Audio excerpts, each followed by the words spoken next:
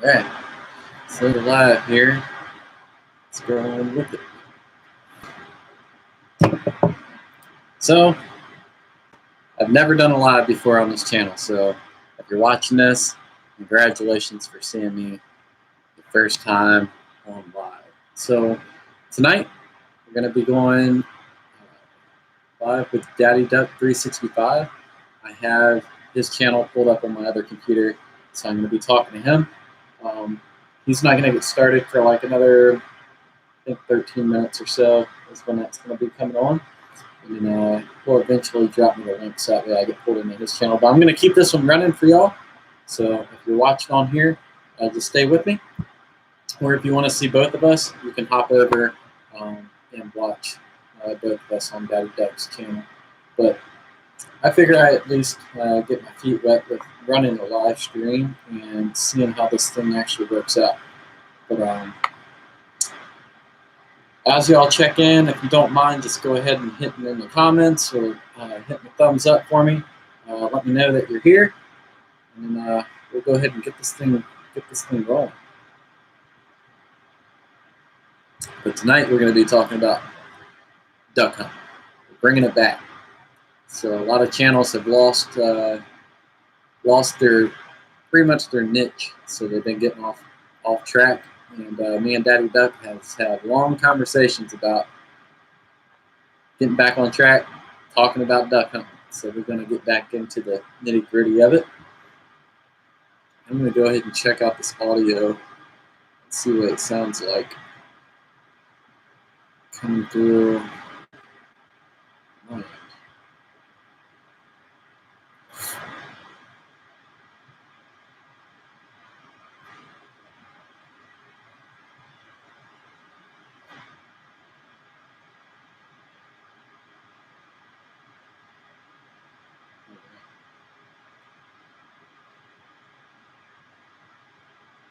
looks like we're rolling here.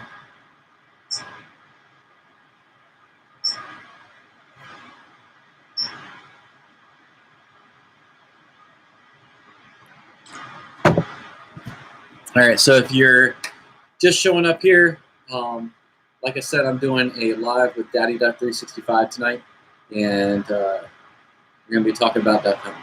So if duck hunting interests you, something that you may want to get into, go ahead and just stay tuned. We're going to get there. We've got about 11 minutes until Daddy Duck goes live. I'll be talking to him, and y'all can listen in through my channel as well.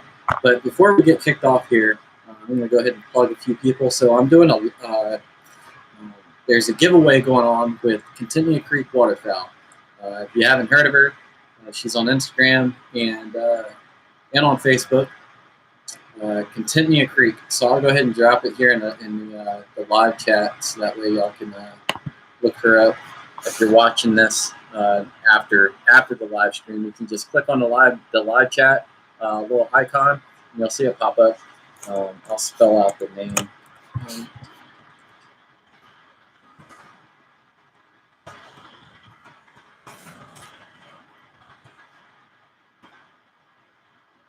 So she makes duck calls, so wood duck calls and the mallard call.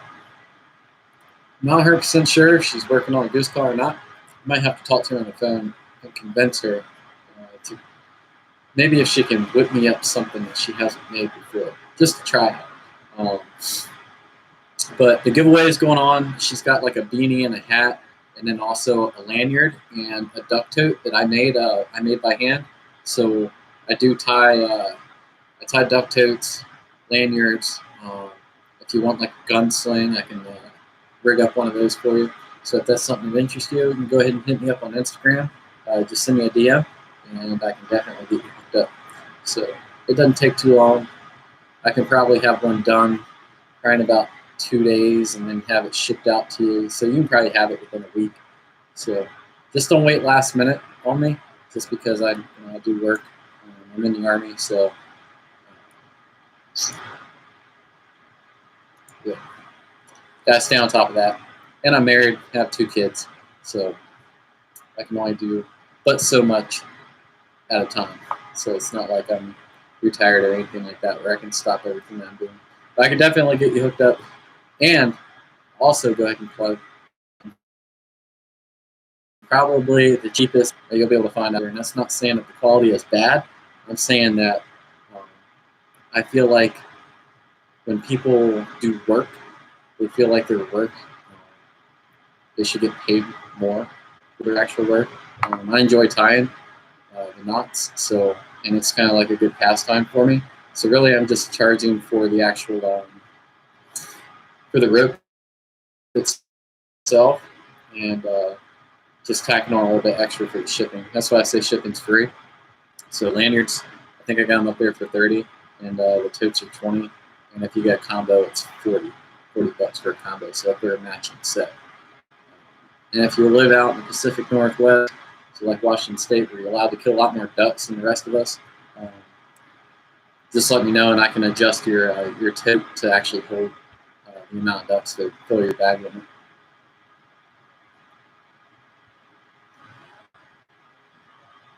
So we got about 8 minutes till Dave Duck comes on here.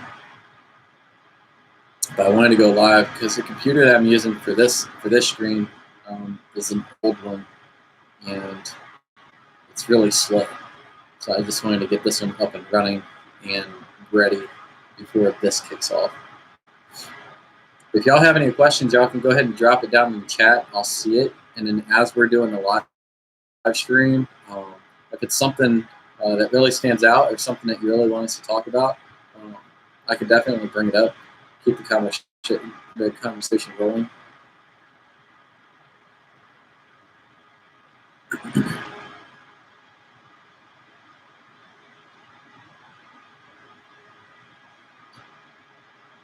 I hope everyone has had a good past weekend. It was Father's Day. And it's crazy stuff on Facebook. All the different memes that were getting dropped. It was pretty funny.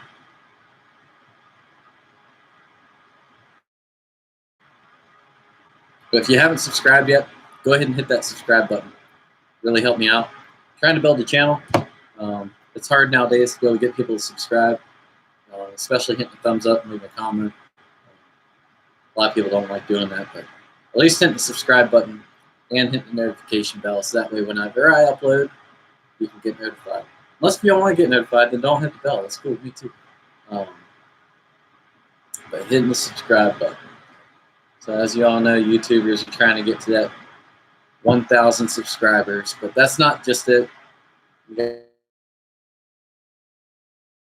guys to start getting monetized, so you got like the watch time and that sort of thing that you have to do. But I haven't did that yet, obviously. Ways to go.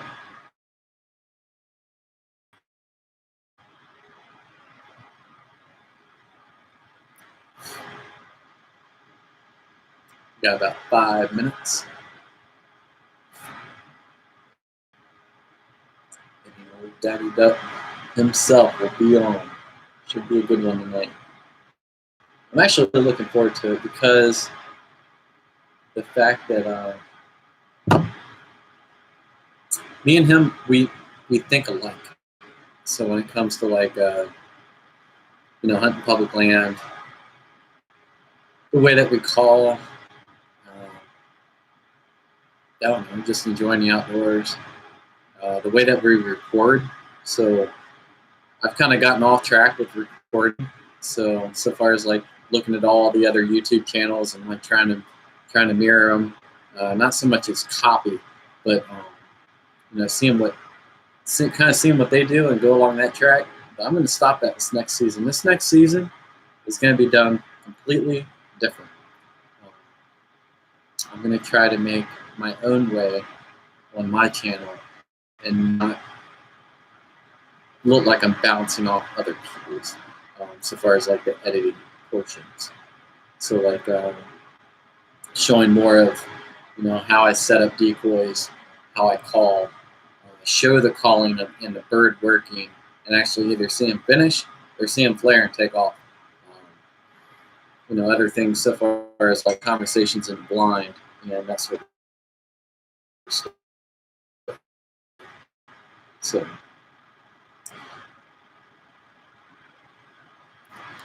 here.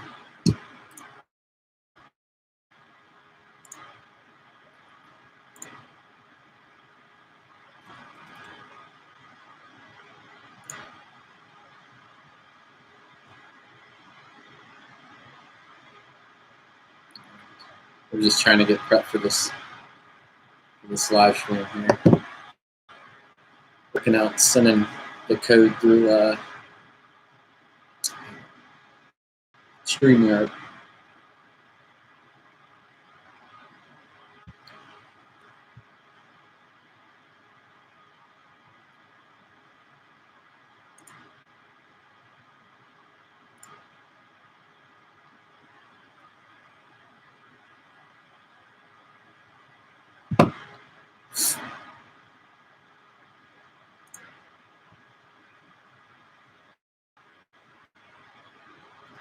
But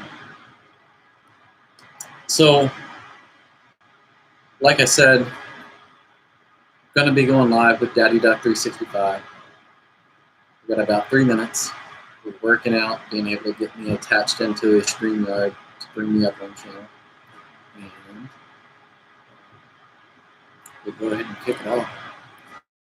But if you hung with me so far, stay tuned. We're about to start, and it's going to be a good one. I'm telling you, it's going to be a good one. So we're going to be talking about this duck hunting in general. Because obviously, if you subscribe to this channel, you know I'm a big duck hunter, and obviously he's a big duck hunter, being Daddy Duck 365. So hopefully that interests y'all. We'll deep dive into some of the topics we got planned out. But if you haven't hit that thumbs up for me, go ahead and smash it. The reason for that is it spreads, it populates up on other as people reload their YouTube. So that's the reason why people always say hit the thumbs up. So it makes it pop up on other people's channels.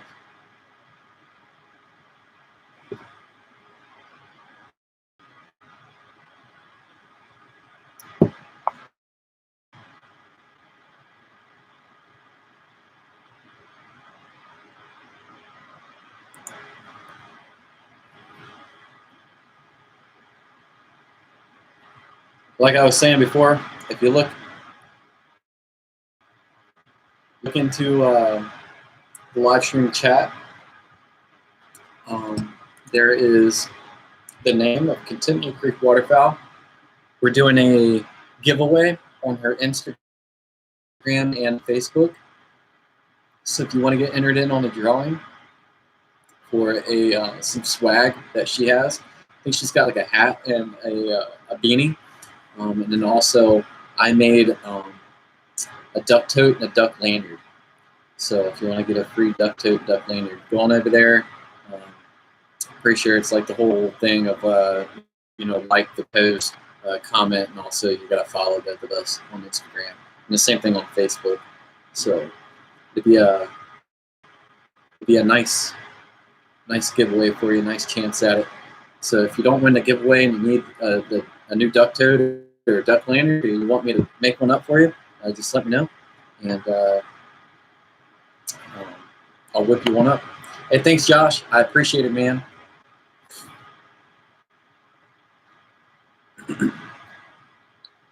I do my best. I try to put out as good information as I can. So, as I always say, like I'm not like the professor of duck hunting. So I'm not perfect. No one is. So even somebody that's been hunting ducks for 30 years, they're not perfect. I'd say the only person who knows everything about duck hunting is Phil Robertson. But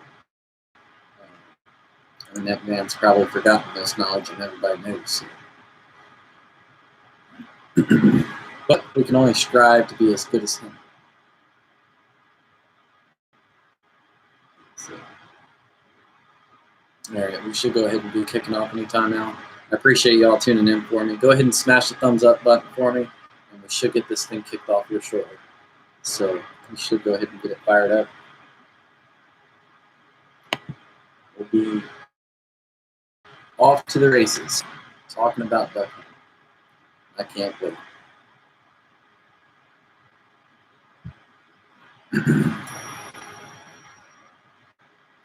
You're 18 now, but don't know about finance thing.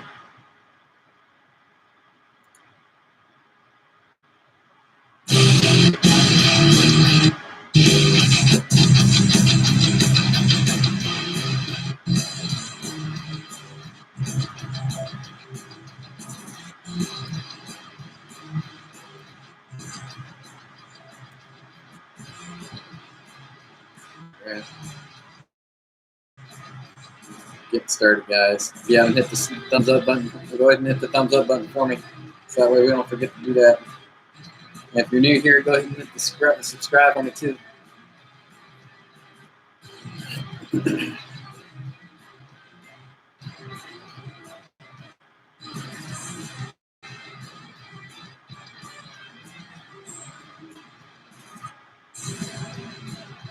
If you want to enter in on the drawing, you have to go to Contentnia Creek Waterfowl, her Instagram page, if you have Instagram, or if you have Facebook. She's also doing it over there too. I'll go ahead and drop it in the chat. What's up, guys? How's everybody tonight? Let's see who we got in the house. We're just waiting on Daddy Duck to bring me into his live. We'll get you up here in a minute, buddy. Living in, how you doing? Raymond, how you doing? Let's see here.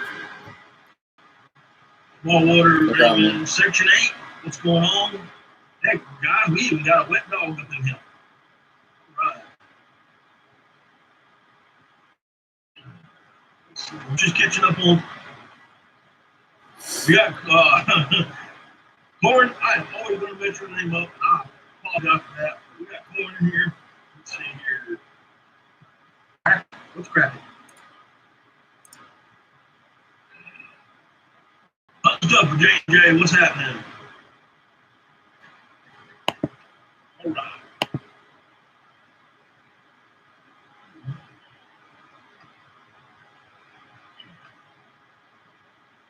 Let's see. I hope everybody's doing okay tonight. It has been up.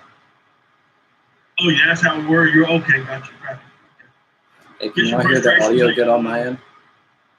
Go ahead and drop it in the chat.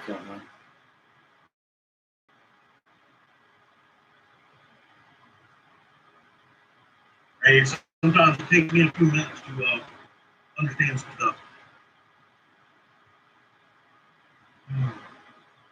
Appreciate that, Raymond. Raymond, you got your cup today. You sent me an email or text message. You got your cup today. I'm glad you did that. You got small one. Got the editing headaches. Yeah, it must be a pretty bad thing to have all those headaches and catching all the fish. Brandon Outdoors, how you doing, buddy?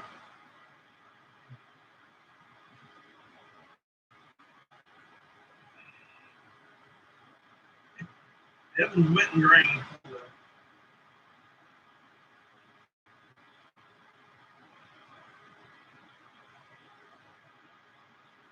See.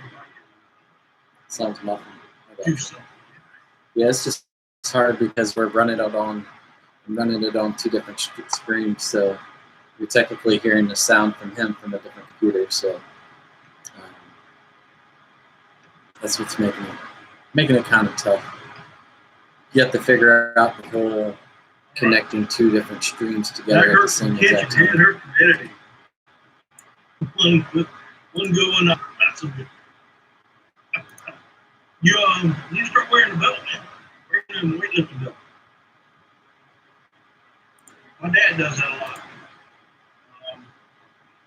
When he's fishing, he wears it on his back right.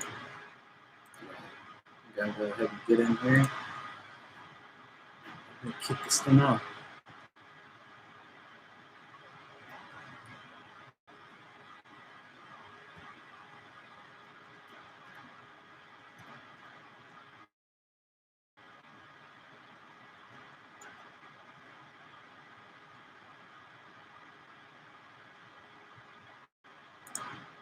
That link, oh, there, okay, he's coming up. Give me just a few minutes, and All right. we'll get you up on in here. I see that what we were trying to do worked.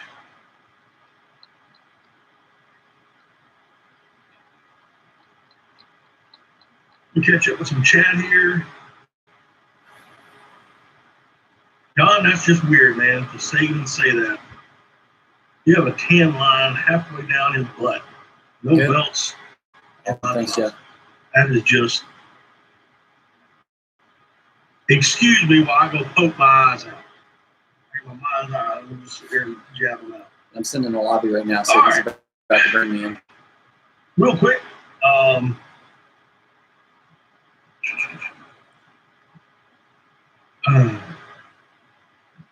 to catch up with those.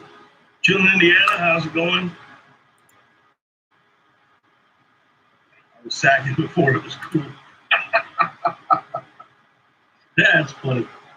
All right, well, I'm going to go ahead and bring up Chris. Ladies and gentlemen, ready to Chris from Duckalope Outdoors. What's up, everybody? Hey, guy, what's going on? Oh, you know, another day. Another day, another dollar, huh? Yes, sir. All right. Man, before we get into talking, I had a weird day. I had to do some CE courses today, continuing ed, and I sat up. I did these. I started at 9 o'clock this morning, and I didn't finish up till almost 5 o'clock this afternoon. It was brutal. It was brutal. I mean, I've been looking at a computer all day long, dude. I'm already worn out just looking at the computer. Yeah, I lucked out today because the Fort Campbell, so they do the week of the Eagles, so it's pretty much like right with the division run.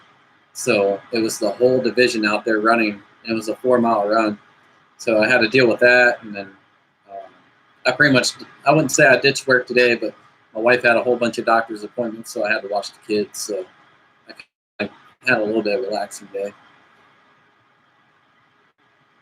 Evan's asking, what's a duck? Oh, when you hit your head right, you should have ducked. Yeah. Evan, I got a funny story. When I was growing up, I mean, you understand, I love duck. That's all I like to do. It's all I want to do. And I was running through the swamp. I was with another friend of mine, and he was running the boat. I was in the front, kind of turned around backwards, so I could talk to him. Mm-hmm. And as we're running through the swamp in the boat, he yells out, duck. And I stood up and said, what? And caught a limb in the back of my head and flipped me out of the boat. I mean, that's just me. Oh, my goodness. I'm thinking about duck. Yeah. Appreciate that, Raymond. Yeah, that's one thing for waterfowlers. You don't scream duck. You just say get down or something like that. That's right. Cecilia, how you doing? Where's she? Hey, that Shiner guy's in here. Is Tom in here? Did I miss him? Tom Kelton, how you doing, buddy? Send him a bill. He got quacked up and sent him a bill. I tell you what, we're gonna have a lot of jokes in here tonight. I ain't got the fancy. Guys. I ain't got the fancy background like what you got right now. I'm sitting in the guest room, so y'all bear with me.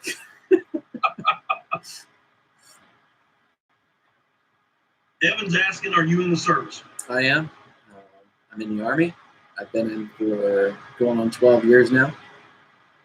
I'm a 13 Fox, which is a forward observer, so I talk to jets and helicopters and artillery pieces and blow stuff up. And from we thank you for your service, sir. I appreciate it, and thank you for yours. Thank you. Hilljack Fishing's in here. All right. If I miss you, I'm sorry. If I miss anybody in the chat, I'm going to tell you what I'm trying to accomplish here, and this is the first night of this. So I got with Chris, last week, I believe it was. Yep. And we started talking, and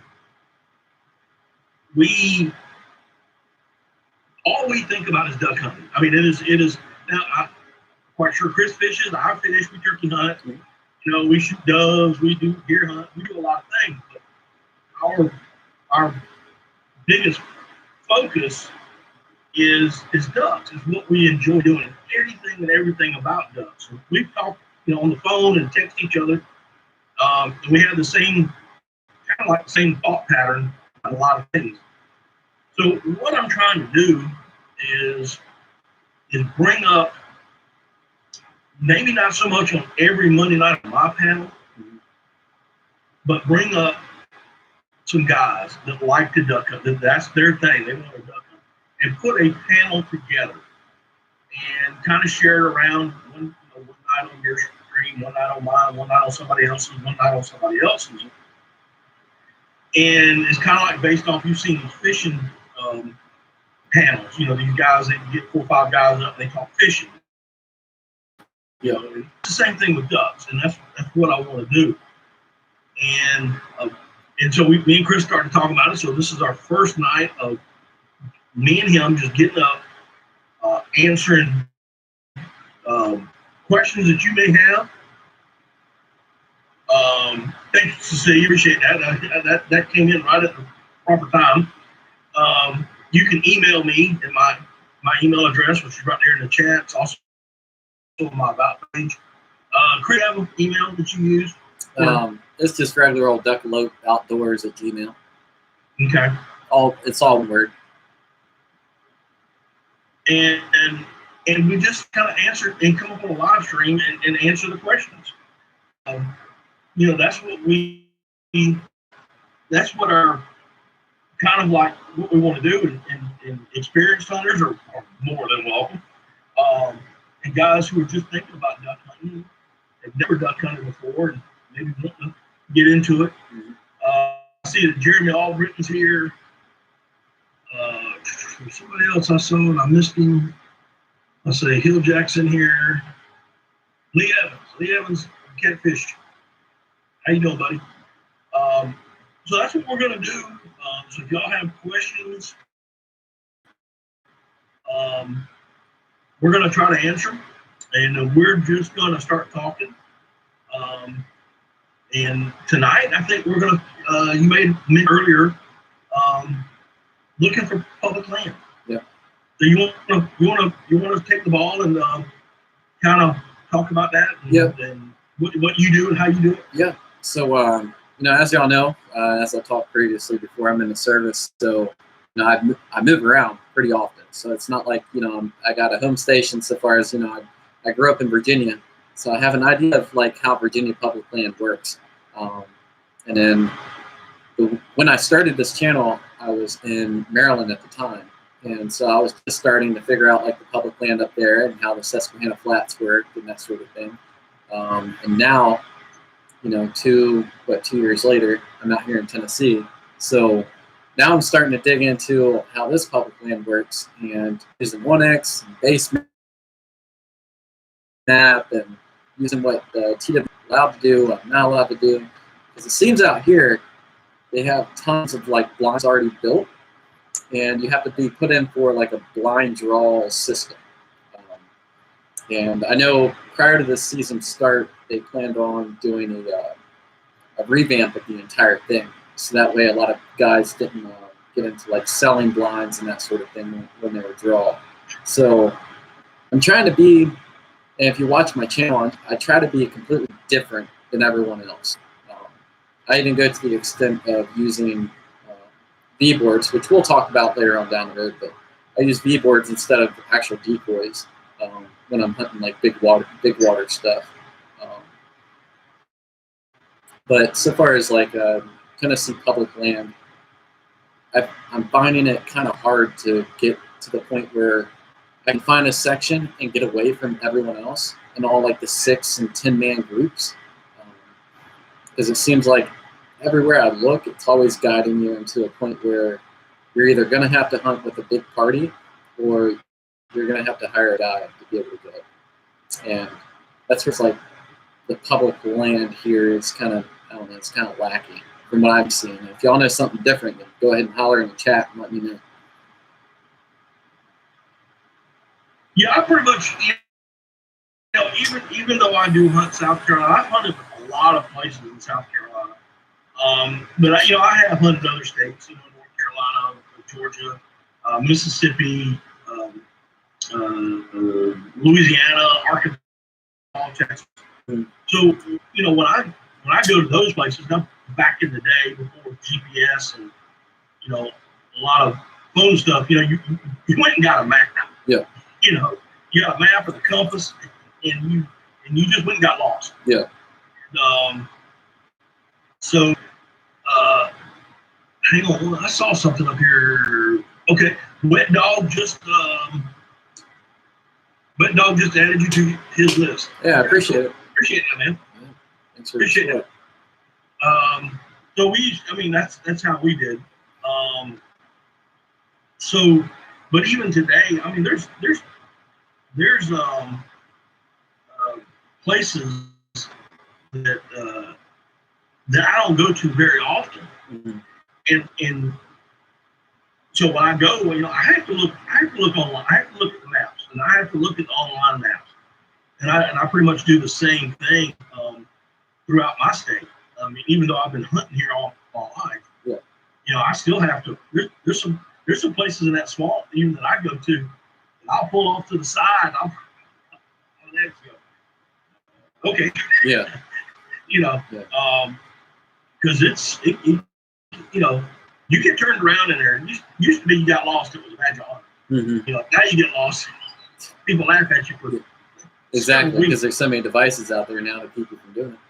Yeah. Because I even heard back in the day, y'all had to, pretty much call the county. Like if you try to get permission on private land, to get like the plot maps and all that sort of stuff, and be able to get like the information and stuff.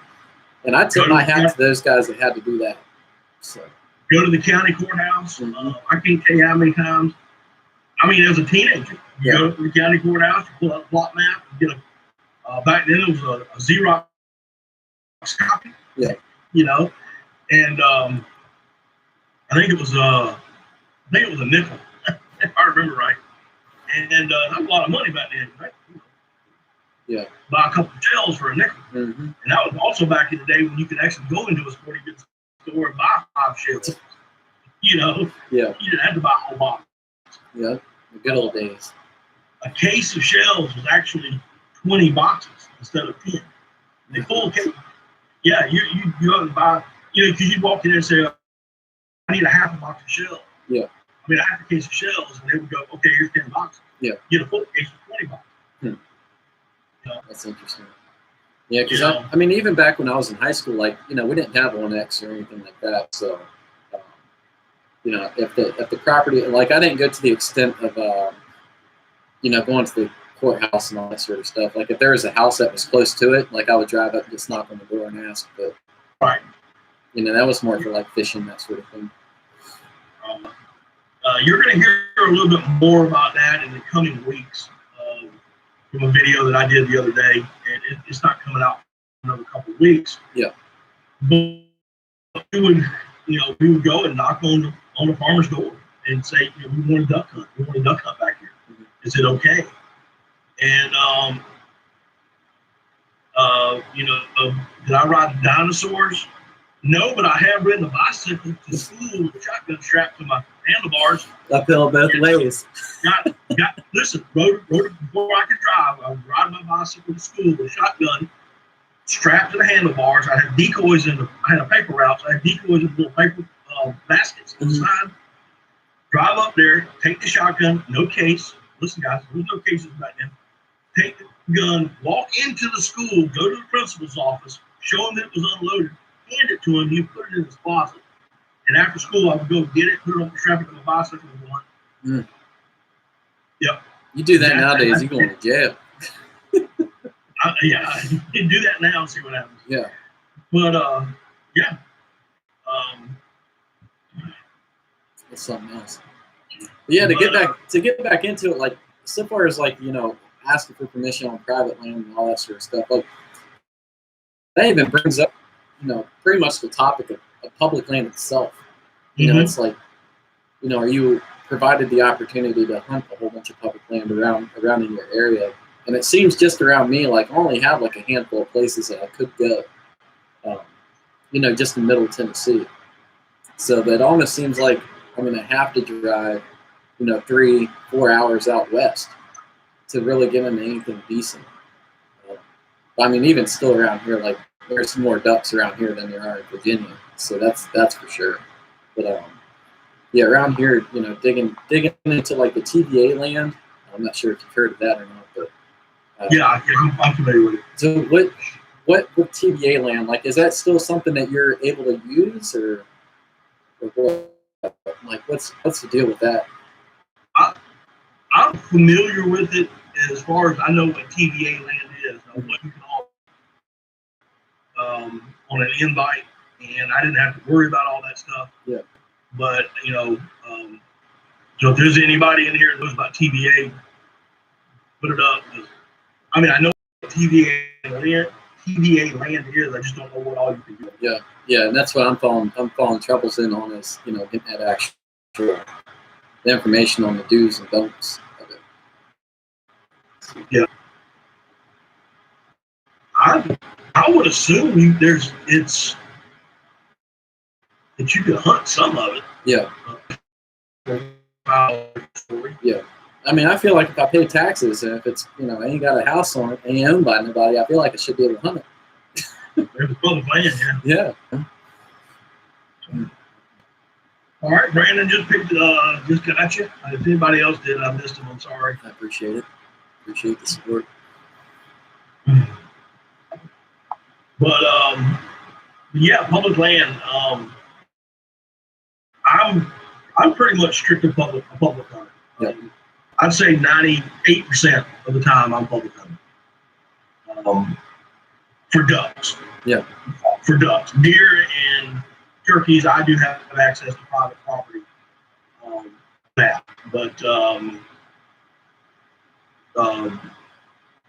But for ducks, and I still knock on doors. Yeah. I've gone up, knocked on doors. I still do it. So what about public land makes you so drawn to it? I'm sorry? What about public land makes you so drawn to it so far as that's what you want to hunt for waterfowl? Okay, well that's gonna be you're gonna open up Pandora's box already, aren't you? Mm-hmm. Okay, all right. So in my state, the private land that is managed for waterfowl, are in corn ponds. Mm-hmm. Now, some of them do plant rice, and there are some that do moist soil, but it is majority of it's corn ponds. And I have a very serious problem with hunting unharvested, flooded grain. Mm-hmm. If you harvest that grain, whether it be corn or rice or soybeans, and then you flood it, okay, that's fine. That's okay. But if you intentionally grow a crop, we're gonna say corn right now, that's basically what it is. Yeah. And you flood it intentionally to attract waterfowl, legally it is okay. It's legally you can do it. Yeah. But to me, it's like legalized baiting. Yeah, like your cheating system. The ducks don't get what they need. It short stops a bunch of ducks from going to the traditional southern wintering areas. When a duck eats nothing but carbohydrates, especially your hens, they don't get the nutrients and the protein that they need for egg laying that spring. Yeah. They don't get it. because they got to have. I mean, egg production. If anybody in here, hey Wanda, how you doing? If I missed anybody, I'm sorry, I'm rambling. But anybody who here has raised chickens, or even ducks in their pens, or whatever, they're raised any type of fowl, and they're getting eggs and wanting to produce more chickens or more ducks or whatever. Everybody knows that you have to. They need a certain amount of protein for egg production, and a total diet of corn is not going to do it. A 90% of corn is not going to do it. Even a 50% is not going to do it. They need that protein, and they get that protein from invertebrates that are in that moist soil, flooded moist soil, or low areas. When they flood corn, they're going to flood it about 3 to 4 foot high. Yeah. The invertebrate, they're just not going to be able to get the invertebrates. And in your northern states, if they don't have ice eaters, which is a totally different subject, but if they don't have ice eaters, then all they're doing is eating that invertebrates that they need for egg production in the springtime. Yeah. Yeah, because I'll be completely honest with you. I've hunted over the whole flooded corn thing, especially out here in Tennessee. Like I'm going out to the guided hunt out in West Tennessee, and that's all flooded corn. But you're 100% right so far as like shortstop, and they do love that area.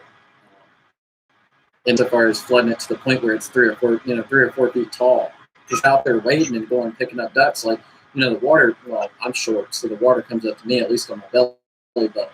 So there's no way for them to get down into those invertebrates like what you were saying. So right. And they're not going to leave that area until they feel like all the corn's gone, and then they're probably going to hop to another field close to it. That's right. Corn. So. Tom Kills asked, "What's the largest public land water is open for duck hunting down by you, Matt?" I would probably say the coast and the coastal areas, the Ace Basin, and that pretty much runs from I'd say the tip of North Carolina, all down South Carolina to Savannah. All that coastal marsh. Now there's a lot of private stuff in there, but I think the largest square mileage would be down on the coast. You ever get out that way?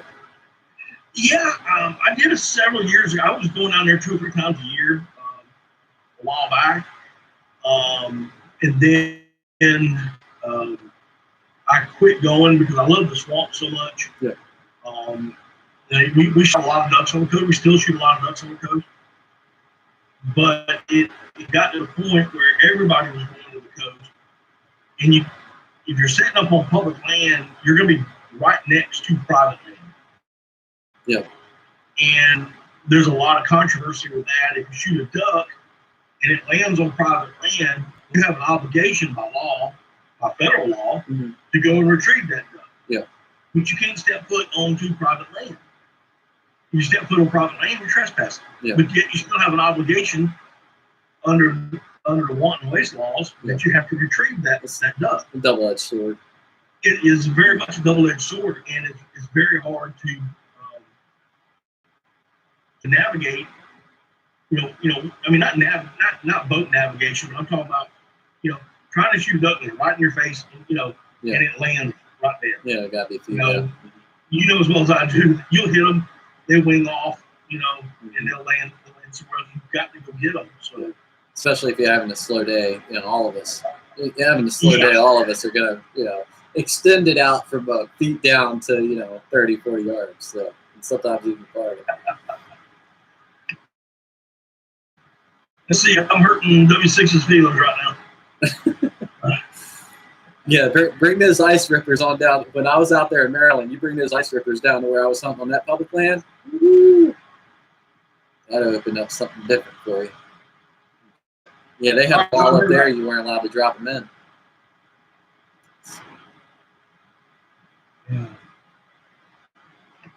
Yeah. I mean, listen,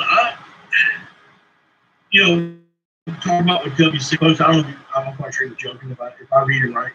But I don't have a problem with private landowners, and I'm not going to tell a private landowner what to do. So right now, it is perfectly legal to plant corn in flood. It is perfectly legal to use ice heaters. Um, it's perfectly legal. Yeah. And if a guy wants to do that, he can do that. But me personally, it's like buying Coke. You know, it's like buying Coca-Cola. You know, Coca-Cola came out with a big thing, about how they're going to start doing business. And if you want to buy Coke and support them, go right ahead. I don't buy Coke. I'm not going to buy a Coke product. It's the same thing. I'm just not going to support. If somebody was going to invite me to go hunt a flooded corn, I would have to decline and say that. And I don't care how good. Now, I'd love to go film it before a hunt, or not during the hunt, just to get some film of ducks. And because, they're managed well. They really are. These private landowners are not going out and just busting everything. They're managing those areas for ducks. And in all honesty, and this all relates back to public, and I'll get there on my side. But if it wasn't for the private landowners managing for ducks, we wouldn't have ducks here. It's just that simple. But I don't like the way they're doing it. So there we go. You go into the public areas in my state, and very few places are managed. They do have some Cat 1s that are Category 1 managed. They're draw hunts. You put in for them, you have to be drawing for them. And they're managed. They're not managed well, but they're managed. The Category 2 areas are just traditional duck areas from days gone by. They're not managed at all. It's whatever grows, grows. But I think with getting back to your question earlier with public, what draws me there is I'm having to work on birds.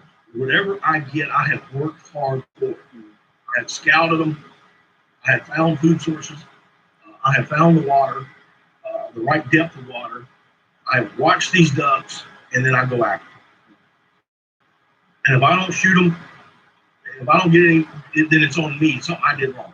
I don't have to sit there and wait till, okay, it's 8 o'clock in the morning. Let's go kick these ducks out of the cornfield and shoot them when they come back in 20 minutes. Yeah. Because that's what they're doing. So. No, I completely agree with you. So, so far as, it's just not the preferred way of hunting. It's something that, I may not necessarily agree with. But, it's just like what you said, it makes for good film. And also, if you're taking out some buddies that, that's never hunted before, because that's what I'm doing. That's the main reason why I'm going out in December to go hunt at, this guide service again, is to, at least see, to share the experience of duck hunting with them instead of going out there and, them freezing and, not seeing anything. Yeah. But, I know that they'll at least see something because we're just on the south side of Redwood Lake out there at that place. But now, if I was around here around the house, like I wouldn't hunt over it at all.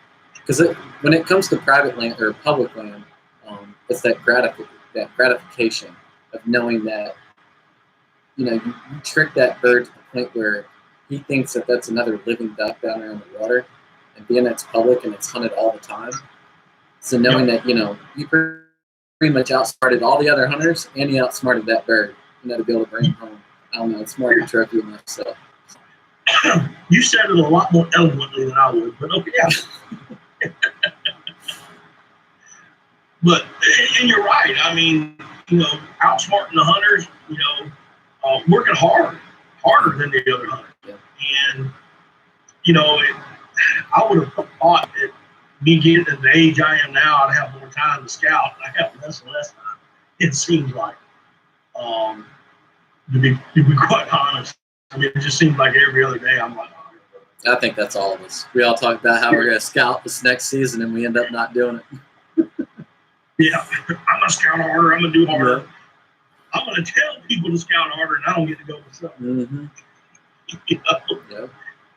It's what it That's is. part of it. But I think those make for good hunts too. Like personally, I like going into places blind. You know, if they say, oh, you know, you should try out this WMA, you know, I'll look at it on X or Base Map or, you know, Google Image or whatever. You know, I'll look around and see, all right, well, there's this cove, there's that cove, you know, the wind's going to be blowing from this direction. I'll be like, all right, well, I'm just going to set up here. So I won't even go out there and put boots on the ground. I mean, which is what you should do. You know, that way it kind of, you know, lowers your danger area. But half the time, I like going in blind. It makes it more fun for me. Makes it a little more exciting too. Yeah, especially if things actually work out too. Then you're like, oh yeah, all right, you know, oh yeah, I'm master at this, even though, you know, it's kind of right. kind of just luck. Now, let me ask you. I know we're talking about public hunting, but I just have a question. What's your favorite duck? Mine. All right. So originally it was a wood duck, but of course after I killed them and working them and that sort of thing, after seeing how the pintails are out here and how they work, and actually hearing them talk, and actually getting one, I've kind of switched up to a pintail because they're super elegant. Right. They are. Looks like they're wearing a little tuxedo. Yeah. A brown tuxedo. Yeah. And they're beautiful. I mean, I got one on the wall in the living room. And I love them. I love them too. My favorite is the black duck. Yeah. And a true northern black duck, not a model duck or you know, whether it be Louisiana or Florida or even a Mexican duck. Yeah. I like the true North American black duck. They are, in my opinion, they're wary. Oh yeah. And to trick them into the decoys is something else. Yeah. That's it. I didn't even know what I had when I shot mine. So I knew it was a big duck that came in, and it landed on the outside of the spread, just on the corner of because I was hunting the salt marsh, and it landed just on the other side of this little island, and I could barely see him. I mean, he was right at like 30, 35 yards, and he wouldn't come around that bend. I mean, he kept looking and looking, like, I don't know if this is right. So I went ahead and let him have it, but I busted him up so bad, I pretty much tore a wing off of him, and so of course I couldn't get him mounted, but I saved one wing of it just as like a memory, so I got that up on the wall. Right. What now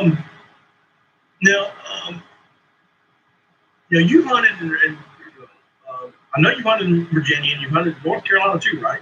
Mm-hmm. No, just Virginia. Yeah, Virginia, Maryland, and now Tennessee.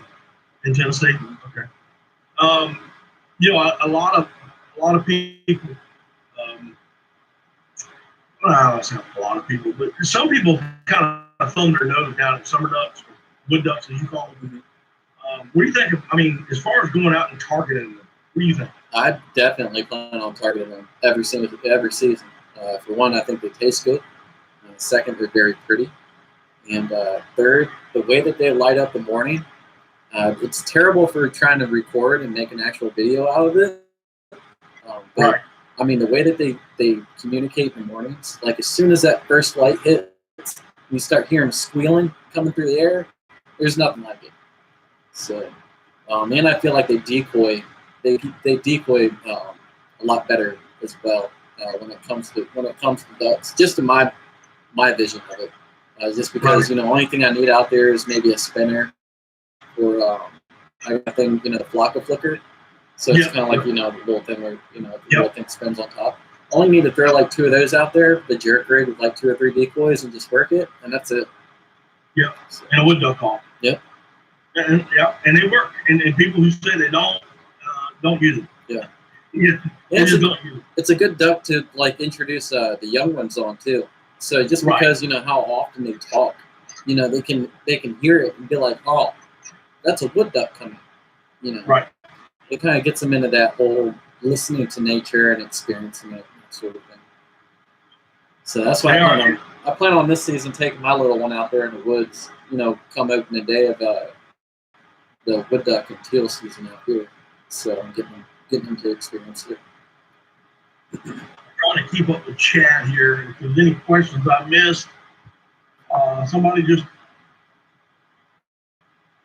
sling it back up there. So, and living him in, Daniel. Yes, I saw you, and I'd love to get up there the third week of September. I got a feeling I'm gonna be somewhere else. So, not quite sure. I'm either gonna be in the mountains of North Carolina on vacation or somewhere else. Or somewhere else trying to shoot a deal. I don't know what my wife has planned for me. I got two questions over here for you, Matt. Sure.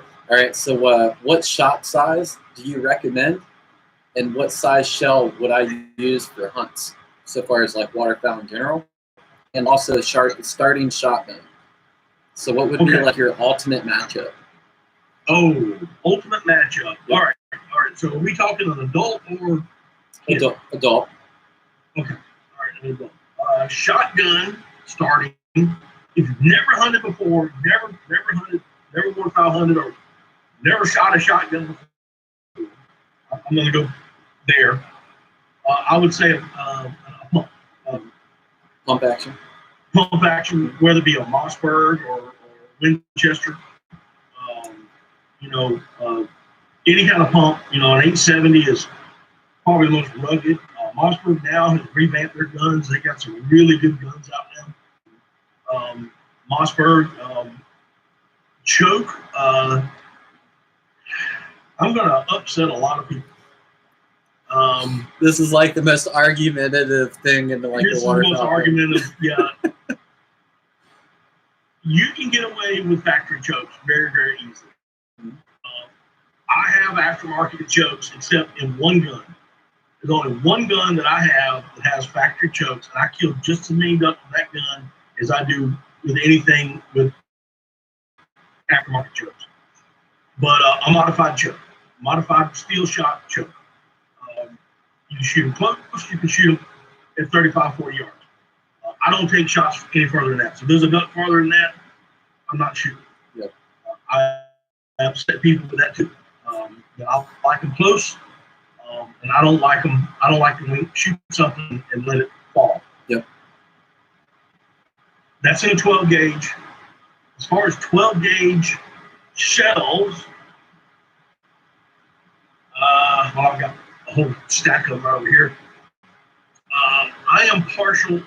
I think you need to match your shells to your gun. That's the perfect answer. So, and I'm a big proponent of that. So I'm talking about getting out there and shooting your gun at targets and looking at your shot string and looking at the placement. And when you put it on a target and see how many pellets are in a 30-inch hole, a 30-inch circle.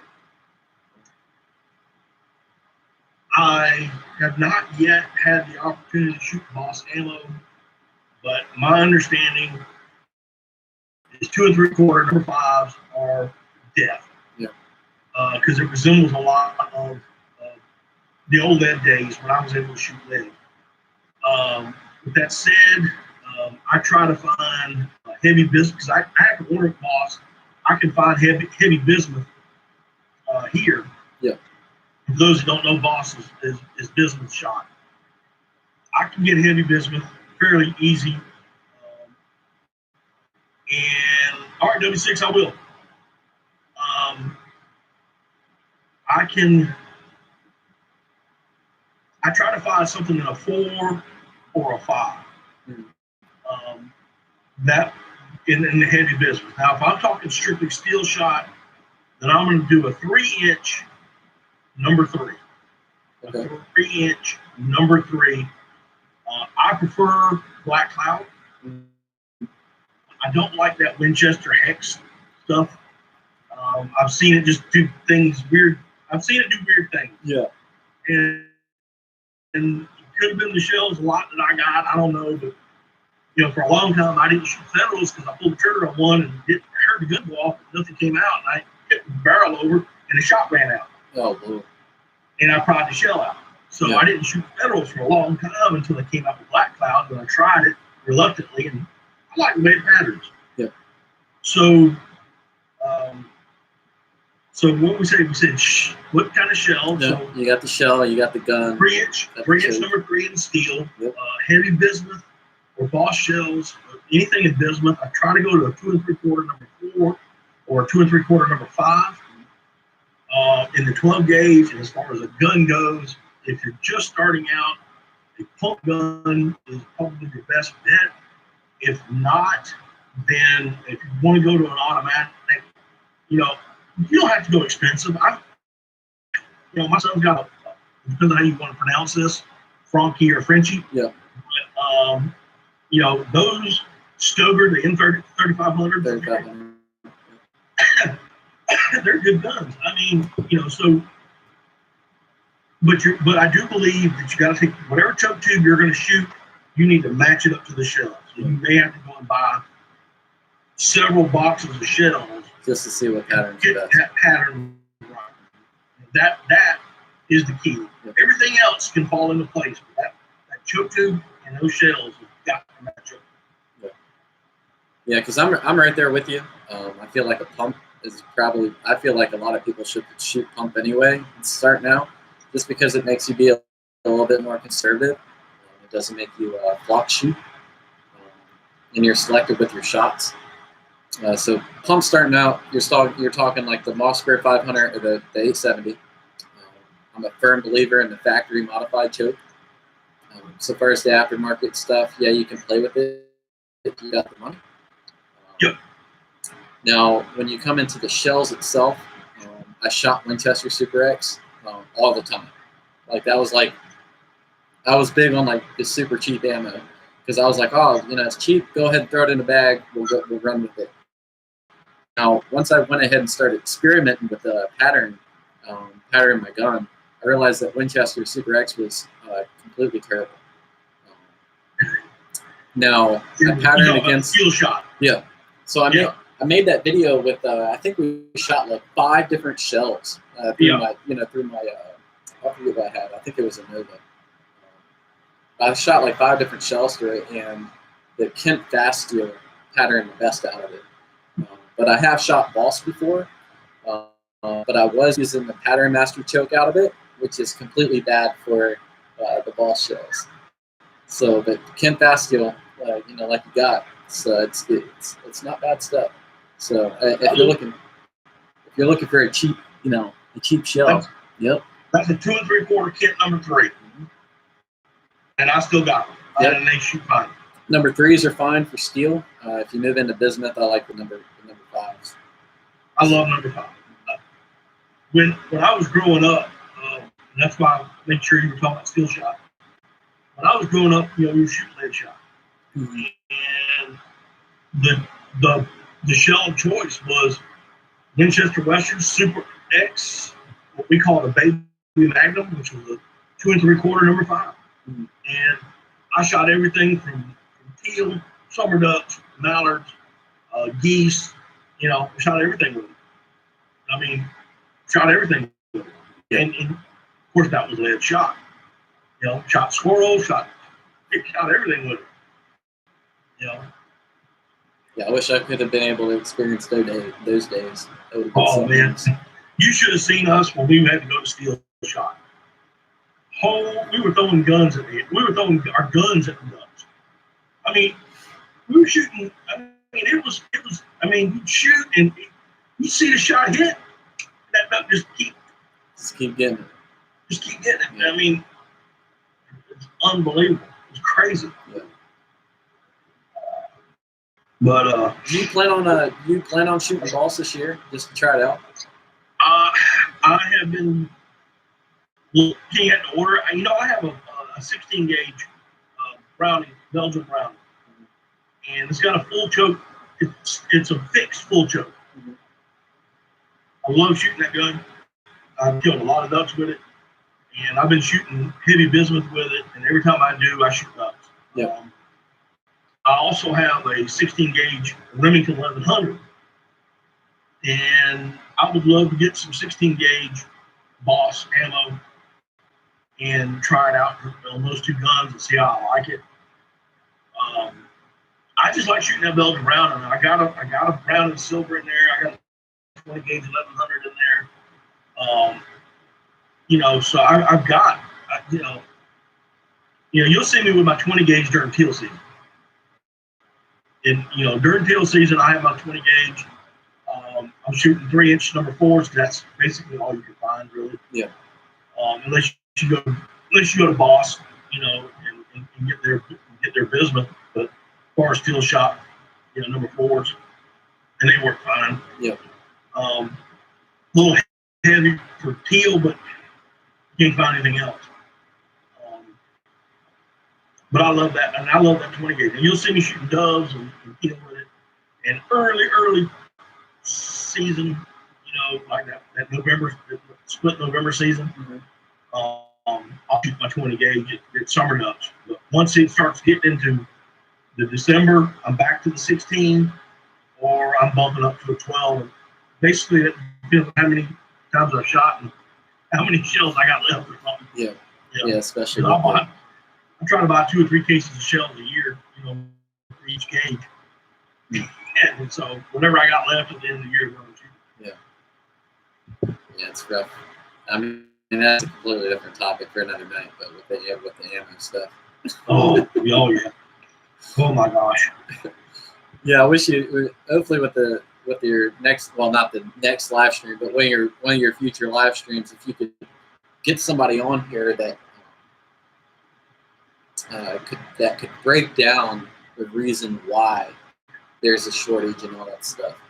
So I don't even think that. I don't think the powers to be there. yeah. You know. Maybe a factory worker, somebody that works with A2K, somebody that works with like Boss, maybe. Who knows? Somebody, because it would be nice to pick their brain a little bit, just to know the inner workings of it.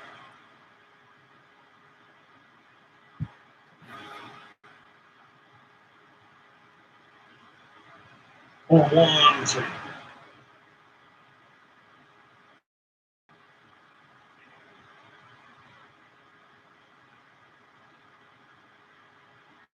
Okay, all right. I can't talk and type at the same time. Yeah, me neither. I don't have that coordination.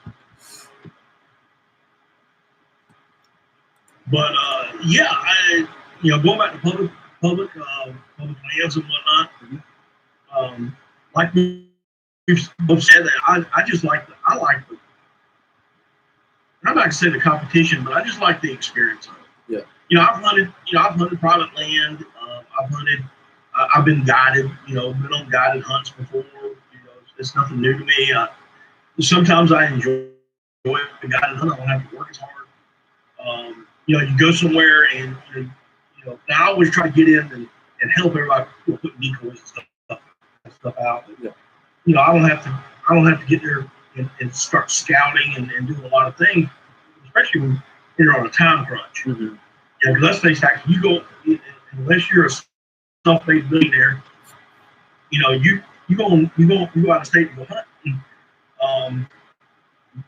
You can't always go freelance. I mean, it's great to do it, but sometimes you just can't go do it. You got to go and get and go on a guided hunt, or go with somebody that's from the area. Nothing else. Yeah. And those guided hunts, going hunting those flooded, harvested, and I will say harvested, and they are harvested rice fields, and you get such a wide variety of ducks too. You get your mallards, you get your pintails, you get your widgeon, you get your shovelers. On occasion, you'll get some diving ducks, which is kind of fun at times. Yeah. Bluebills, and I've shot bluebills in the rice, and I've shot ringnecks in the rice. And then you always get your geese. You get your snows, your blues, speckled bellies, your specks, and if the season's in, you get the Canadas. Mm. Jesse, they say they are the self-proclaimed duck capital of the world. If you look at the numbers, though, I mean, they got a good backing to it. But I will tell you this, and listen to what I'm going to say, because you may hear this in a couple of days. You just may hear this in a couple of days. In 1968, the mallard limit in Arkansas was 1. Really? The mallard limit in South Carolina is either 4 or 5. That's interesting. And and what I'm getting at is that everybody has bad years. Yeah. And that's that's just what it is. And but I remember as a kid, guys from Arkansas coming here to hunt. Yeah. And we had ducks. We had lots of ducks. And I guess that's another reason why I like public land so much, is I remember those days. Mm-hmm. I remember the days when you could go out there and there was nothing to shoot on it. I remember the days when there was nothing to see 6, 7, 8,000 mallards. Yeah. See flocks of 25 to 50 black ducks. We didn't even shoot summer ducks. Yeah. We didn't even shoot. They were trash ducks. We didn't shoot. They were just too pretty to shoot. Yeah. Now it's our mainstay. Mm-hmm. Yeah. It's our mainstay. Yeah, that's almost like the way Maryland's set up right now. You're only allowed to kill, I think it's 2. Was the last season that was hunting up there. You're only allowed to shoot 2 mallards. So, Yeah, it's 2 mallards. It'll be 2 mallards this year. that's crazy. That's something else. Now, we were trying for that years ago. Yeah. Many years ago, and that has to do with which probably should be a topic for another day, but release ducks. You have people who are releasing ducks, and if you really go into history and go way back, the Atlantic flyway was never really a mallard flyway. Yeah. The mallard duck is a prairie pothole region, but there are crossovers, and the Atlantic, probably gonna hurt somebody's feelings. The Atlantic flyway mallard is always been sort of a released duck. Yeah. Brought over from Europe, English collars and whatnot. They've gone up and bred, and they're the bomb ducks. And it's just not the same duck as a prairie pothole duck, although they look the same. And but your North American black duck, if I read this guy's writing correctly, and I'm sorry I can't remember his name, he was on a podcast not too long ago with Ramsey Russell, a big biologist out of California, and he was saying that the North American black duck is the same thing as a mallard. It's just over years it had evolved into an all plumage. Yep. Because of the boreal forest where they have their, where they breed at, or not breed at, but where they have their nesting areas at. Yeah. So they had to be dark because of the boreal forest. Mm-hmm. Yeah, I heard that podcast. The duck is the same duck. It's just it's just different. Like it morphed into something where it can be more camouflaged, pretty much. Right. And that's a whole different story, a whole different discussion. Yeah. But I think what we're doing is hopefully, hey, JV Outdoors, what's up? Are you still in Kentucky?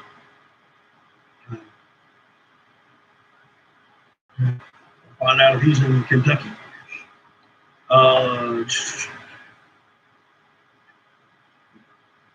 But anyway, what was I trying to say? So far as like the mallard numbers and that sort of thing, used to be really good out there in South Carolina.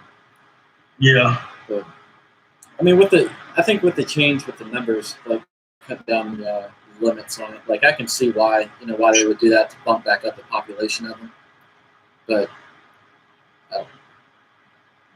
yeah. And occasionally you will see, and I was looking at NL Ghost School, so sometimes we see mallards with blacks here where he's at, but a lot of times you'll see black ducks that they'll have green on their heads, or they'll have, instead of the purple speculum, they'll have a blue speculum, and that's not a crossbreed. That basically is a black duck that's gotten confused. Yeah. And its original genes are coming out. And he you know, they come out with the typical mallard colors because they are mallard. Yeah. You know. So sometimes you'll see them. You know, you what you think is a mallard duck is actually a confused black duck. Yeah. It'd just still be cool to mount, though. I still consider it a trophy. Oh yeah. Everybody thinks that they're a crossbreed, and a lot of times they're not. Yeah. And a lot of people down here get black ducks and mottled ducks confused, and it takes a very well trained eye to split it. to be able to pick it out. Because I'd be honest with you, I wouldn't even know. I'd get both of them side by side. I'd be like, well, one looks a little bit different than the other, but I have no clue. So, because I've never been able to see or kill a mottled duck, so besides just in pictures. Oh yeah, I've tried to mine. I want the whistler. I want the black belly or purple tree duck so bad I can't see it. Yeah, that's what we're talking about. You still going down to Florida?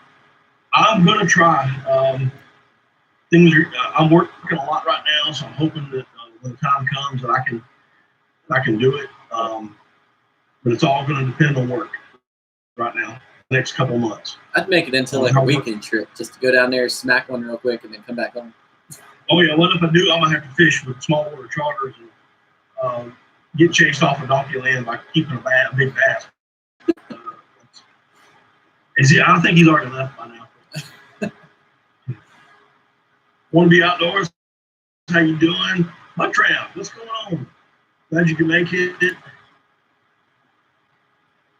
W6 saying they seeing several whistle ducks up here in North Missouri, which I think there should be the purpose.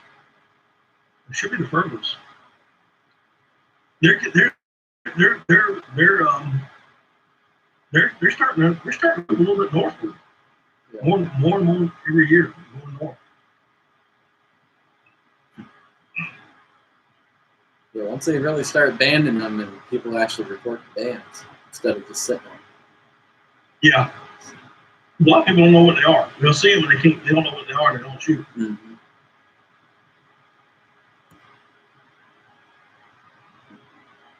Oh goodness. See Irene's in here. Hey. Yeah, I'm hoping to get some scouting done this week. So we'll see what happens. You're doing what now? Doing some scouting this week, so hitting some public lands. So I know I'm going to have a little bit of time to do that.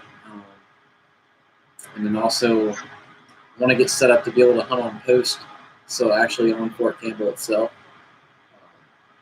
Because they got a lake that holds geese, apparently, during the winter time. And I love hunting geese, so we'll see how that works out. Are you going to be scouting for geese or just pretty much everything? If I see it, I'm going to mark it down, drop a pin, and save it for the season. So if it looks like it's going to be promising, like if I see some smart weed or anything like that, I'm just going to go ahead and plot it. So, because it's got to hold at least one duck. Let's talk about that if you don't mind for a second. Mm-hmm. And I'll go ahead and I'll tell you. A lot of people, they don't start scouting ducks until about 2 weeks before the duck season, which, in my opinion, is the worst time. But for certain reasons, but now is the best time to start scouting. Yeah. And what I mean that is, you're not looking for ducks. Like you said, you're looking for smart weed, you're looking for grasses, you're looking for shallow flats, you're looking for open areas. Yeah. And you're not looking for ducks. And 2 weeks for the season starts. I don't know how it is in Virginia or Maryland. I don't know how it is in Tennessee, but here, everybody and their brother has a mud motor. Mhm. I have a mud motor, and people are, those are loud, and they race them down these swamps and marshes, and they're running ducks up and running them off Yeah, instead of doing it properly, Mhm. the proper way to scout. So that's why I say 2 weeks. For a lot of people, they shouldn't even be out there because all they're doing is scaring ducks out there going somewhere else. Yeah. So anyway, that was my thoughts. Let me hear what you have to say. So a lot of the word scout itself, people have lost the definition of that. So, I mean, when scout, people automatically think like, hey, I need to go out there and like look and see what's out there and that sort of thing.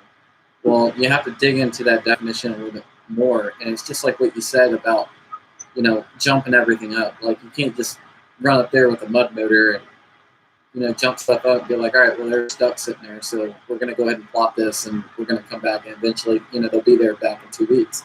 Like, yes and no. At the same time, like when you scout, like you should go into something almost like to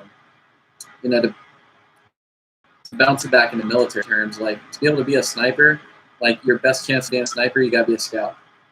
And you have to go into things like silently, quiet. You don't want other things to know that you're there. Because you're pretty much going into its habitat to see what's going on, to turn around and get the advantage on it. But when you come ripping through with motors and running through the woods and being all loud and everything, you're pretty much putting yourself back at the disadvantage because whatever you jumped up could be gone, the next day because it's going to find somewhere else where it's quiet. But the way I like to do it is, for one, I like to hop in the kayak because it's quiet. Yes, I'm not allowed to, I'm not capable of covering as much area as someone, but at least I can slip back into, thing and see what's going on, and nothing else, know that I'm actually there. The other things I'm looking for is is vegetation. So far as like your smartweed or duckweed, I'm looking for acorns is a big one, especially if you're hunting wood ducks. Just different things that the ducks like to feed on. So, and I like to drop pins on all that sort of stuff because wherever it's pretty much just like deer. Wherever the food is, that's where they're going to be. So, or at least it's a good starting point. But that's pretty much my scouting. I like to go into things silent and look for vegetation, look for food sources. Right. Now, do you look at water level?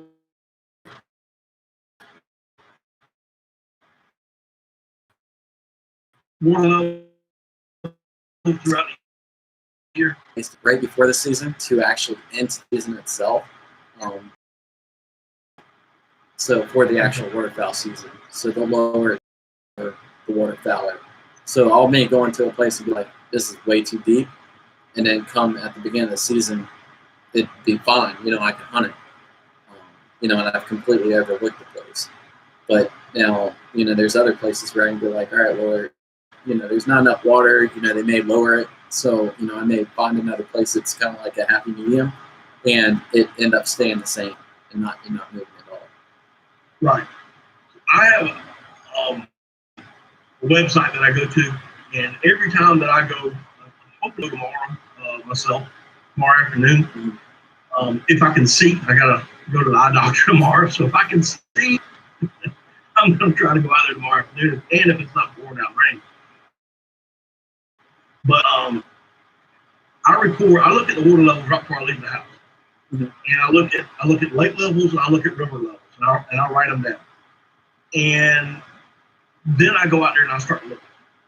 And like tomorrow, I'll do the same thing. Now, I'll carry a fishing rod with me and fish a little bit while I'm out there, because that's a great time because you're slowed down. You're using a trolling motor, you're slow, and you can fish and look and do a lot of things.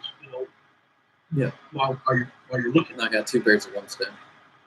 Yeah, and I can, and I so I get up in the swamp. So the water level is this in the swamp, the water level is down the river, water level is like down the main lake, and I'll look for vegetation. smart weeds, lizard tail,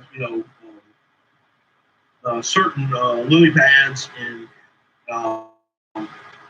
especially if I find lily pads, I'll actually turn them over and see if I can find the bird roots and grass right in there.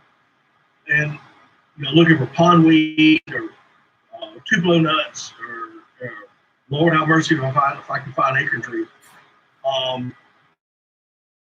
And record that level, what it is that day. Yeah. And I'm not looking for ducks. I'm just looking for food in areas. So when the duck season does roll around, and I say, okay, I want to try the spot. The water levels are about the same or very close to it. If it's lower, if it's not too low, then I know I can get in there. If it's too high, then I know that grass stuff is covered up. But I'll look at those water levels where I knew there was food sources and compare them to the levels it is during the duck season. And if I can compare the two and they're relatively the same, just a little bit, you know what I'm saying? Yeah. Then that's where I'm going to head to. And that's what I mean by looking at water levels. I mean, I think my notebook's in my truck, but I mean, I literally can't have a notebook that I do this. Yeah. And I go back about, I don't know, 15, 20 years with it. And then if I shoot ducks that day, then I add to that day the water level and what I shot and the weather conditions, and I just kind of, it's my little log. Mm-hmm. Yeah, and that, like when we started off the conversation, being an active duty military man, it's kind of, I can't build that big log like like what you got. I wish I could. I kind of have to just go with the wind, but I will say, like the way that this area that I like to hunt, put it that way, the area right now is so deep. I would not. I mean, I'd swim in it. It's definitely deep enough for that. It's 8 to 10 feet deep, if not deeper in some parts. But this last duck season, it was so low to the point where I couldn't even put in a kayak to go through it. So It was like that the entire time of my 3-4 weeks I hunted. Towards the end of the season. So, and some of the locals out here, they said, yeah, they just dam everything up. And then whenever, waterfowl season comes around, they just let all the water out. So that way, the water level drops, and that's when all your puddle ducks and stuff can come in. So it gives them, an area. So it doesn't really give a chance to, to look for anything. So when it comes to that sense, like right before the season. Right. I'm just trying to check out some chat. Everybody just kind of like talking to each other. But yeah, and I guess, with me, it's just all my years of hunting around here. Now, I don't keep logs in any other places I go to. I'm not there that often.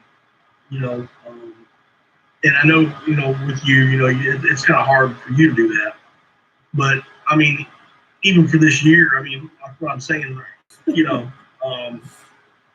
Write it down, and this is for the other guys out here too.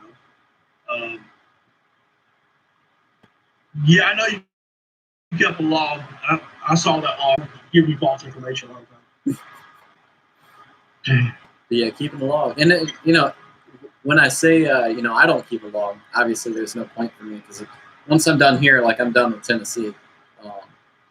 But like Justin, for instance, the other guy that's on my channel, he's kept a log ever since he started waterfowl hunting. So he's been waterfowl hunting for I think 6 years now, 7 years.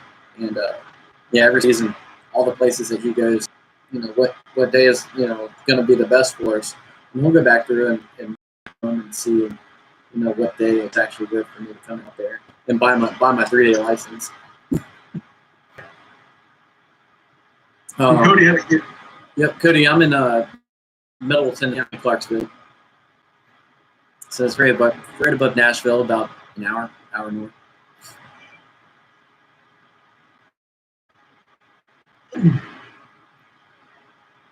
Yeah, you need to. You got any plans to hit Arkansas this year since you're that close?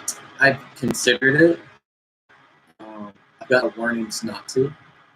So just because I don't have a boat with the motor on it. Right. Yeah, being with the kayak out there.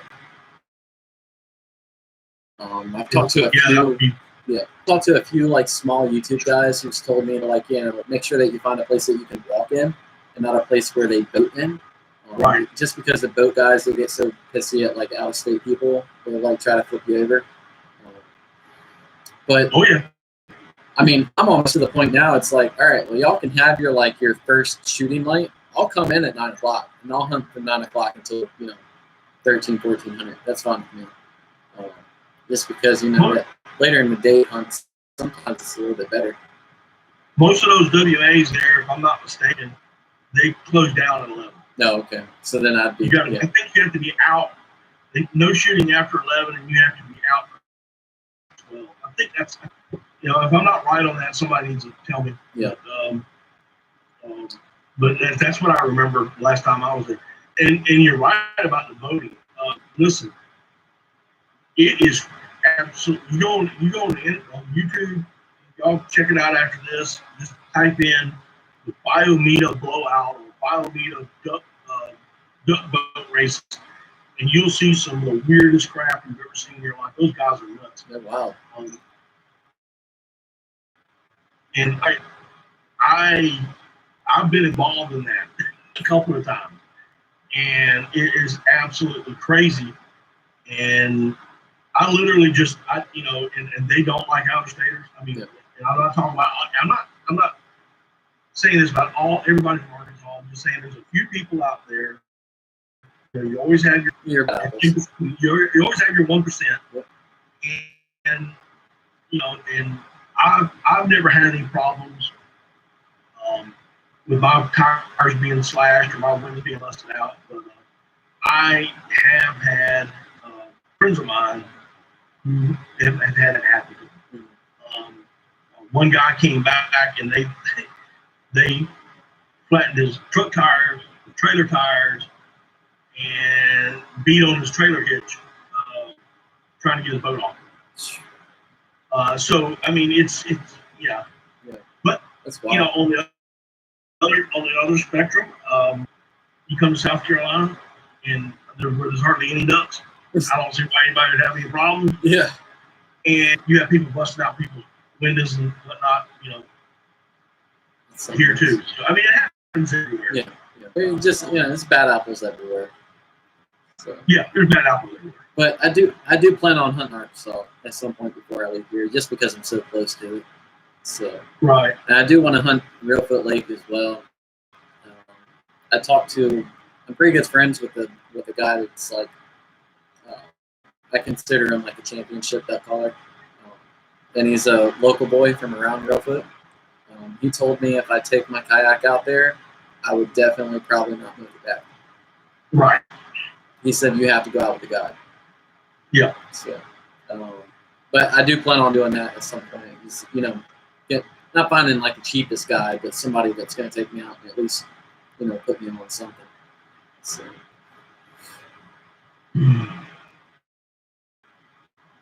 Oh, John's back. I guess he got his ducks in a row. Whatever he had to get done. I plan on hunting Missouri as well.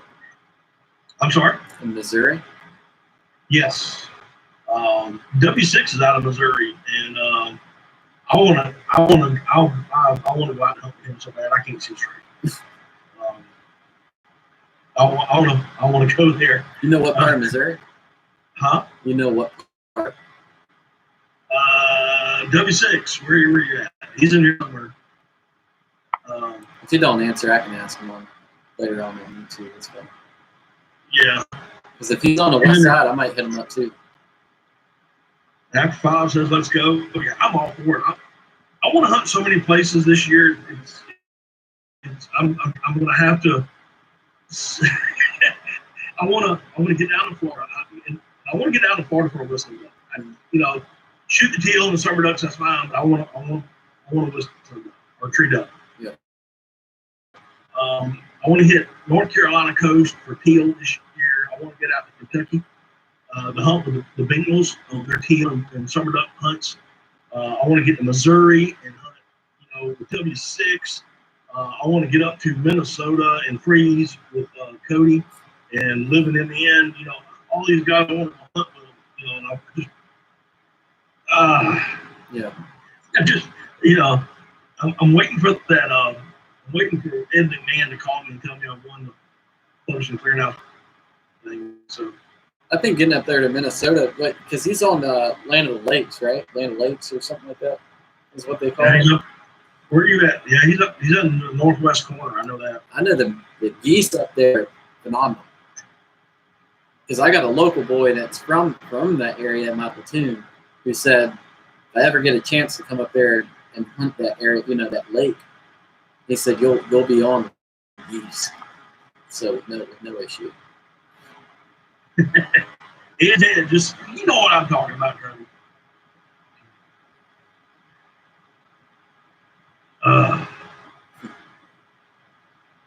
But yeah, I want to get up. I mean, I just so many places I want to go back to.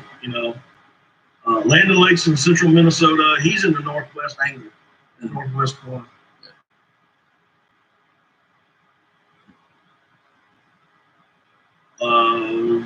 There's so many places I want to go, and have to do it once a season. Just pick one and go. I just need to pick one and just go. Yeah.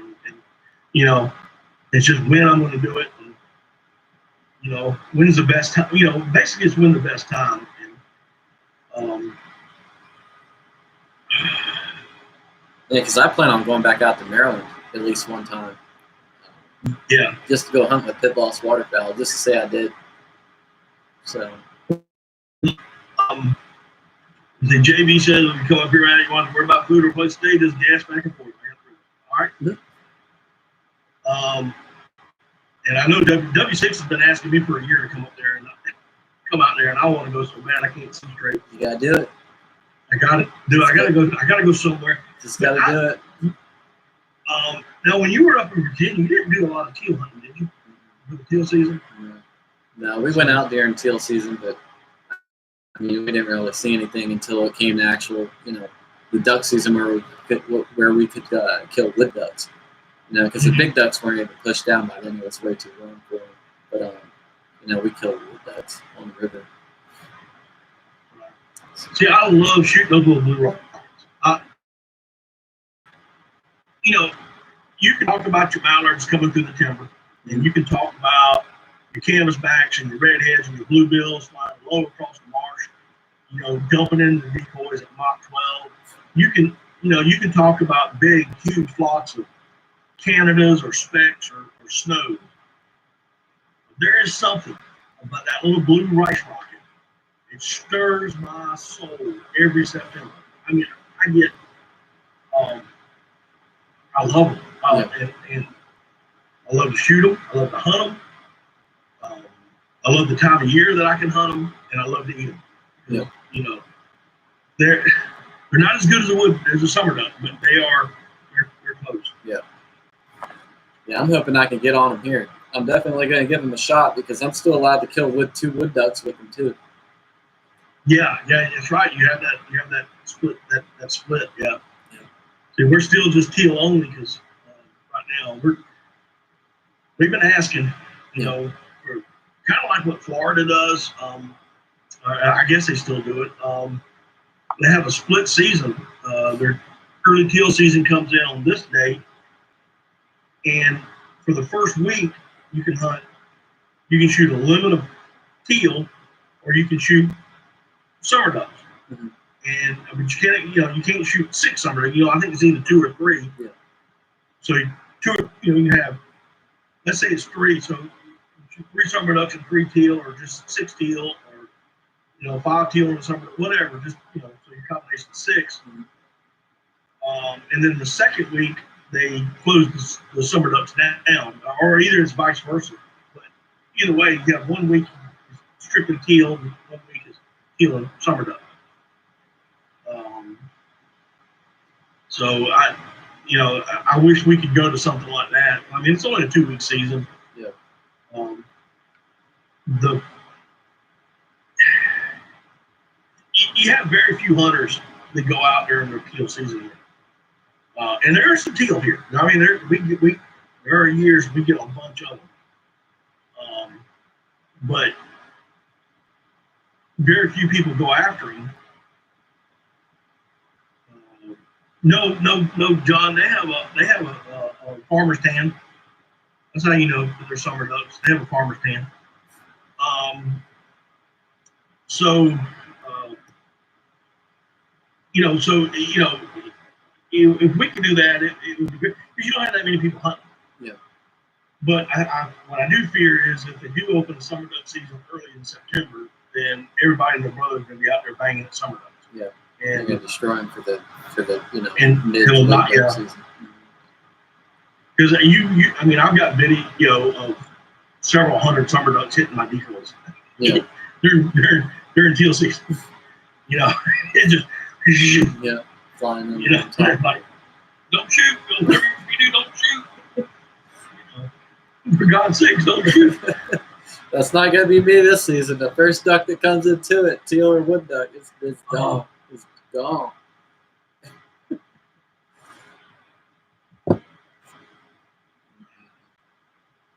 But it's. I'm trying to. Cecilia needs duck feathers for a duster.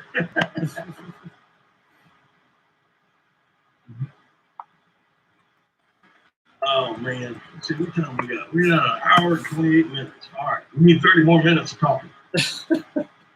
I may have to hop up off here. I got my wife texted me, so I gotta go take care of the little one. You coming out of that room or what?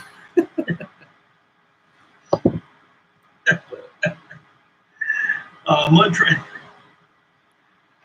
You gotta see this. Mud trap keeps her decoys and her bird baths in the front yard. Is that weird? I got them in my pool. I got a 28-foot pool in the backyard, and I got all my decoys put in it right there. That's a good way to wash them off real quick. Is that right? I do it when the wife's not around. She gets upset.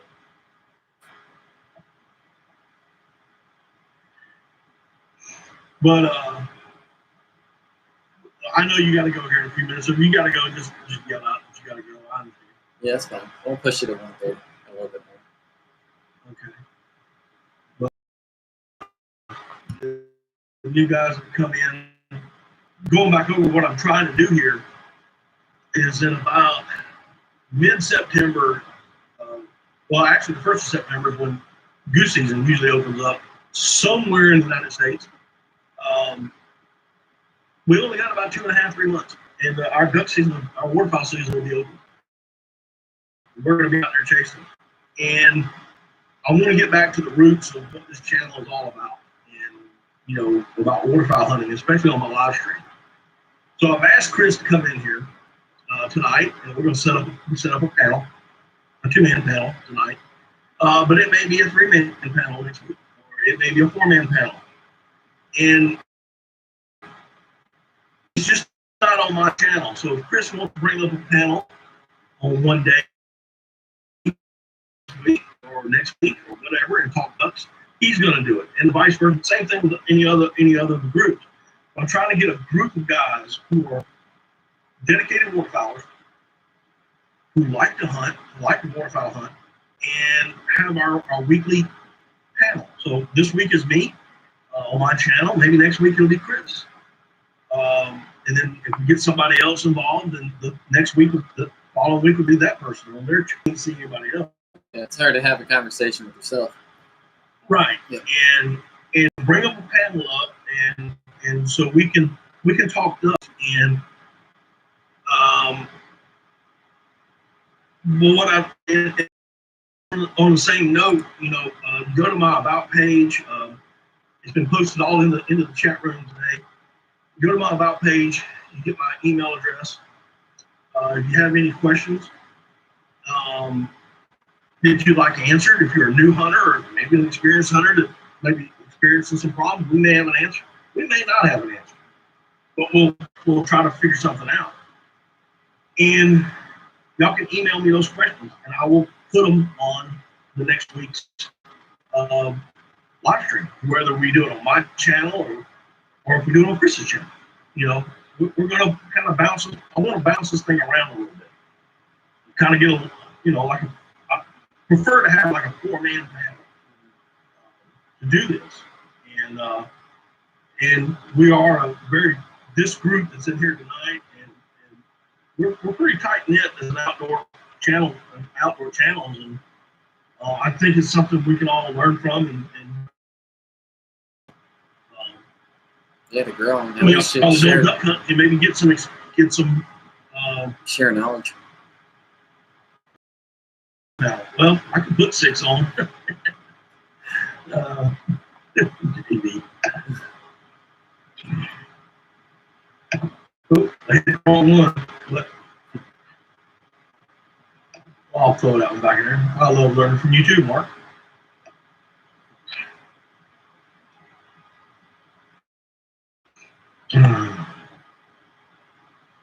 Well, that's gonna do it for me tonight. I'm sorry? So that's probably gonna do it for me tonight. Okay. So I gotta grind good, take care of the little one. All right. Hey, maybe you can help me with this real quick before you hear a little one.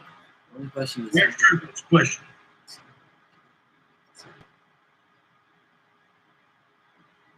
what to be able to take a disabled combat veteran out? The question is okay. He lives in. I know he lives in Washington State. Okay. So what I use, I know there's other groups out there. There's the group, The Fallen Outdoors on Facebook. You could definitely hit them up, and you can send them a private message, or you can just comment on one of their posts and just tag them in it and just ask them. And they got teams across the entire United States. They take out people fishing, even finding like mushrooms in the spring. You name it. They pretty much do everything for like the veteran. Even if it's people like in wheelchairs, amputees, able people like me, if you're still in the service, they'll take out, pretty much anybody that's military affiliated. They'll definitely hook you up. And they always have like raffles for their drawings for, hunts and going out on charter trips and that sort of thing. But yeah, definitely look them up on Facebook. They can get you taken care of. So it's the Fallen Outdoors. Yeah, I know that Wright, aka Coyote, is he's a disabled veteran, and if he lived any closer to me, I'd invite him. He lives in Washington State. Yeah, and it's just I just can't drive that far. Yeah, and I'd love to. I really would. I'd love to take him out. There's tons of dudes up there on JBLM that hunt, fish, and all that sort of thing. That's what most of us go up there for. Not because we want to be at Fort Lewis. It's because of the hunting and fishing. Right. So. That and Coyote, look up. Let's see here. Cody, are you still in here? Cody is still in here. The Camaraderie Rescue Mission. I know they got a Facebook page. I don't know if they've got anybody out there, but you can contact them. That was the organization that I was with during the Kentucky hunt, the turkey hunts. And Greg may have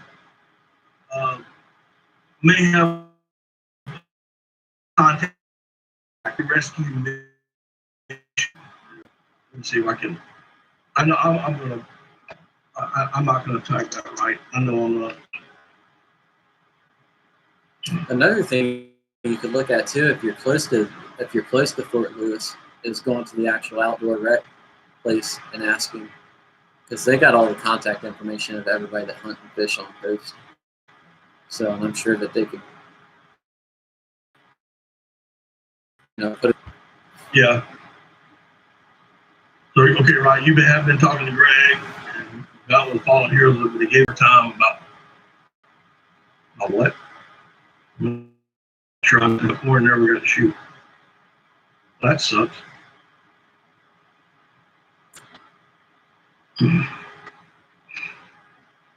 Well, we got a male-female duck hunting feud going on in here. I'm not even going to get involved with that. But Coyote, those are the only two I know. I'm quite sure there's some other organizations, brother. I just, if I live closer to you, I'd have you in my boat this year. Mm-hmm. And I'm not going to ask you to come to South Carolina because ain't nothing to cover. And that's just being honest. But Washington State has got some fabulous stuff here. Oh yeah. And they got an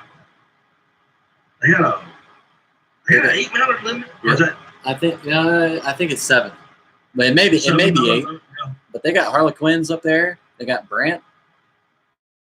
Yeah. A lot of widgeon. Oh yeah, you name it. And you got first dibs at them too. They're all coming down from Alaska, just starting to get plumed out and everything. Coming out of Northwest Territory in Alberta. Yeah.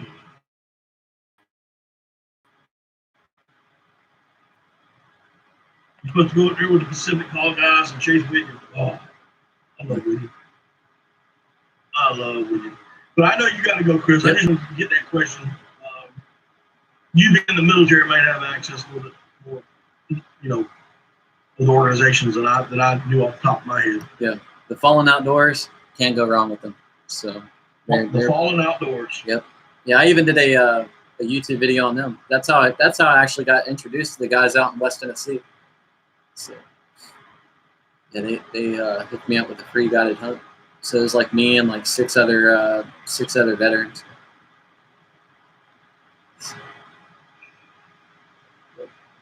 Yep. Yeah, I'm gonna go ahead and sign off here, Matt. I appreciate you having me on tonight. All right, buddy. So if you want to do this next week on your side of the house, give me a holler and so I can get a date set up. I'll let you know. I'll be on. I start leave this Saturday, and then I'll be. Yeah, we'll see what's going on. Another thing before you leave, do you have a Facebook or Instagram? I got both. Right? Okay, it should be under Duckalope Outdoors, right? Yep, that's it. Yeah, I pretty much trademarked that call sign. So yeah. He's under Facebook, Duckalope Outdoors under Facebook, and Duckalope Outdoors on Instagram. Yep. And Duckalope Outdoors on YouTube. If you ain't got him, pick him up. That's right. I appreciate the support. Not a problem, man. Anyway, you have a good evening, man. All right. And get with me this week. Yep. And next week, and we'll try to set this up again. Maybe get somebody else up here. We'll do. Sounds good. All right. Y'all have a good night. All right. Take care, buddy. Have fun. All right. So that finished up this live. Appreciate y'all tuning in. Hopefully y'all got to hear everything. I'll know once I get this uploaded. Y'all got to hear everything that me and Matt talked about on Daddy Duck Outdoors. And hit that subscribe button, the thumbs up. Leave a comment and let me know what you think. I know the live chat has been going on. We got most of y'all's questions answered. And getting it outdoors, I did see you pop in there. What's up, man? But besides that, I hope y'all are having a good week. And we're getting closer and closer to the season. So I appreciate y'all's support. Appreciate y'all watching. And we'll see y'all next time. Y'all stay safe out there.